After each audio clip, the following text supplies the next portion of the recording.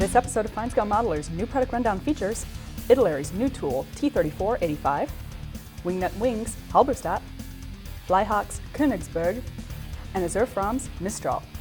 New product rundown brought to you by Hobby Zone USA, your source for hobby storage solutions, hard-to-find hobby tools, and aftermarket modeling needs.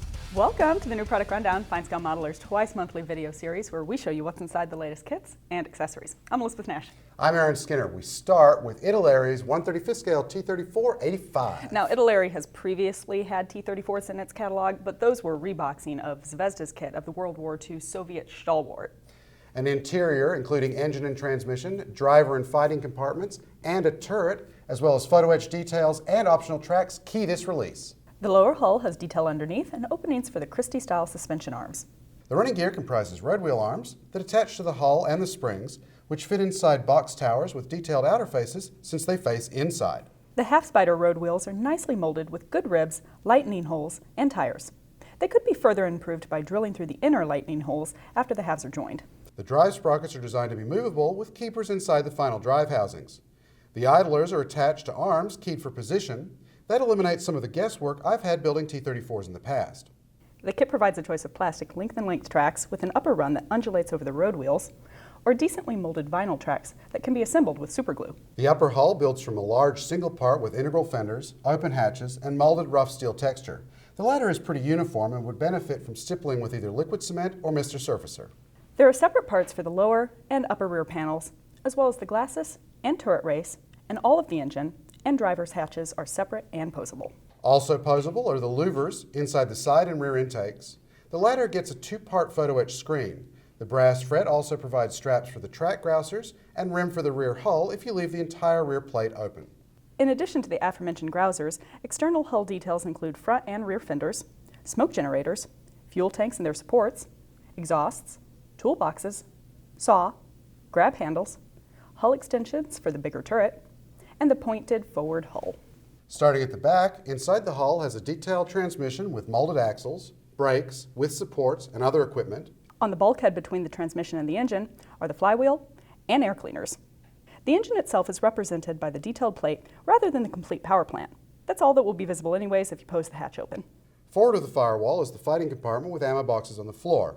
Up front are seats for the bow gunner and driver who gets controls and pedals.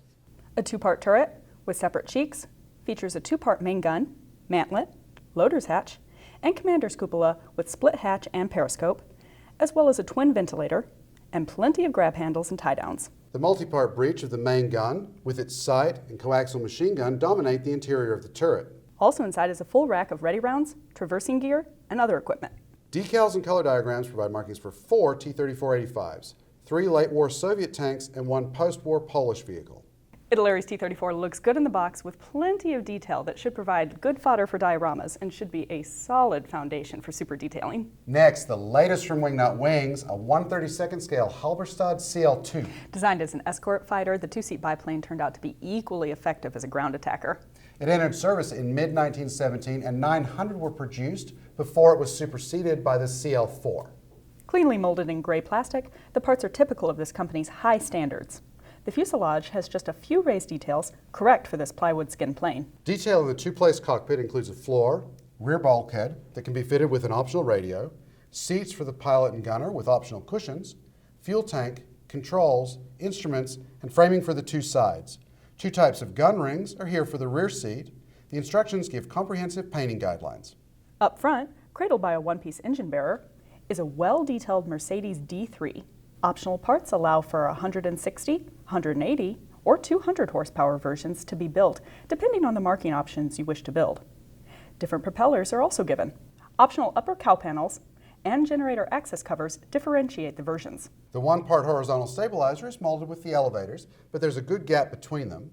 The rudder is separate. Subtle fabric and rib texture marks the outer section of the wings and separate ailerons. The center of the upper wing was plywood on the real thing, and the part shows the radiator. Fine interplane and cabane struts support the top wing. The landing gear is heavier. Armament includes the forward-firing Spandau and optional parabellum guns for the back seat, as well as racks of grenades, flares, and bombs. Clear parts include the windscreen, and a small photo etch fret has seatbelts, machine gun cooling jackets, and sights. Cartograph decals supply markings for 5 aircraft, including lozenge and white stripes for one of the options. Another winner from Wingnut. If you like large-scale World War I planes, then this one's for you. Our third kit is another of Flyhawk's delightful small-scale ships, a 1/700th scale Konigsberg. Commissioned in 1929, the light cruiser served the German Navy as a training ship for cadets through the 1930s. At the outbreak of World War II, it laid mines in the North Sea and then participated in the invasion of Norway. While attacking Bergen in April 1940, the ship was damaged by Norwegian artillery, and the next day, British Skua dive bombers finished it off, killing 18 of the crew. Flyhawk's kit represents the ship in its last months. This is the first plastic kit of this ship that I'm aware of, and it looks terrific. The full hull is split along the waterline and shows petite portholes with eyebrow gutters, subtle plate detail, and fine strakes. An optional flat panel and a metal block allow the model to be built waterline. The two major deck sections fit the hull and each other perfectly. Check out the finesse of the molded details, including anchor chains, deck panels, windows, and hatches. The low bridge builds from two major sections, and there's a small aft superstructure with fine splinter shields. Two slide molded funnels fit in between. The ship's armament includes 3 turrets, each carrying 3 15-centimeter guns, 3 dual 8.8-centimeter gun mounts, 3.7 and 2-centimeter guns, and 4 triple 53.3-centimeter torpedo tubes. Typical of Flyhawk, small details like the screws, masts, anchors, cable reels, small decks, and other fixtures are about as fine as they can be, as are the ship's boats. Finally, there are parts for the catapult and crane for an Arado AR-196 that can be built with the wings extended or folded. But this is one of Flyhawk's deluxe edition kits that includes a full suite of upgrade parts, including turn brass replacements for the 15-centimeter and 8.8-centimeter gun barrels, uprights for the cranes, and fine brass wire to replace parts of the masts and flagstaffs. The set also features 3 photo-etched metal frets with railings and davits, ladders, gantries, funnel caps and reels, small decks, bases for the 3.7 and 2-centimeter guns and their mounts, and the aircraft catapult.